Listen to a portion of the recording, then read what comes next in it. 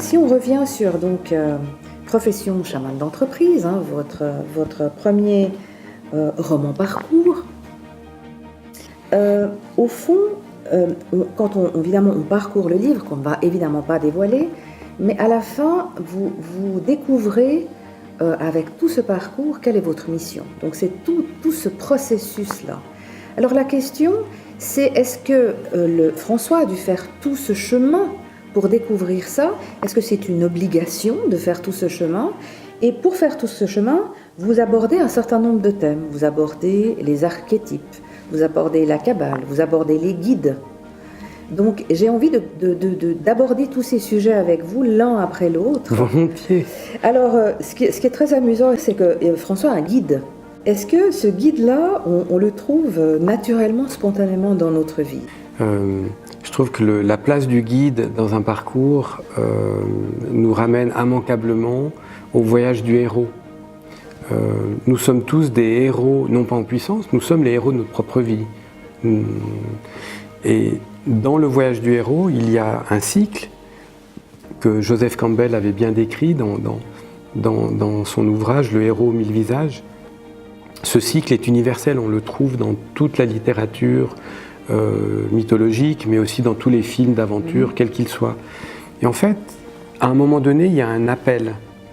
Je vis ma petite vie tranquille, je suis consultant, je fais ce que je sais faire. Et à un moment donné, j'ai un appel vers autre chose qui me sort de ma zone de confort. Et à un moment donné, j'ai une décision à prendre dans mon voyage du héros pour décider ou non de m'engager.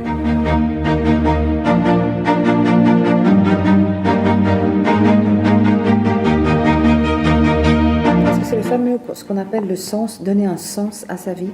Je dirais que c'est bien avant, parce que le sens, généralement, apparaît bien plus tard, parce qu'on décide de se lancer et de répondre à l'appel après pas mal de résistance, sans savoir véritablement pourquoi on va dans cette direction. Et en chemin, une fois qu'on a décidé de franchir le seuil, eh bien, on va rencontrer toute une série d'épreuves. On va avoir des moments difficiles. Et dans ces moments difficiles, voire même avant même d'avoir commencé son parcours, des personnes importantes vont apparaître. On peut avoir des personnes importantes qui vont nous inspirer pour nous permettre d'oser faire le pas. On peut rencontrer des guides que l'on va rencontrer sur le chemin pendant les épreuves qui vont nous sortir d'un pas difficile, d'une situation difficile. Donc, ce que je décris dans ce livre où un personnage devient un guide de François, eh bien, c'est tout au long d'un parcours, au moment où François se cherche, que par le hasard des rencontres, on lui propose de devenir traducteur d'un médium canadien pour finalement apprendre un peu plus sur lui-même et sur le monde qui semble invisible. Donc je dirais que les événements nous amènent à rencontrer les personnes qui deviennent importantes.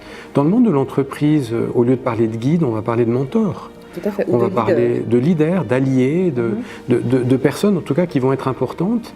Ce qu'il y a d'intéressant dans le voyage du héros, d'une part, mais également par le monde chamanique, puisque le livre, mon roman, c'est Profession chamane d'entreprise, le monde chamanique nous permet d'avoir accès, le chaman a accès à d'autres mondes. Et dans cet autre monde, on va trouver notamment des alliés. Des personnages.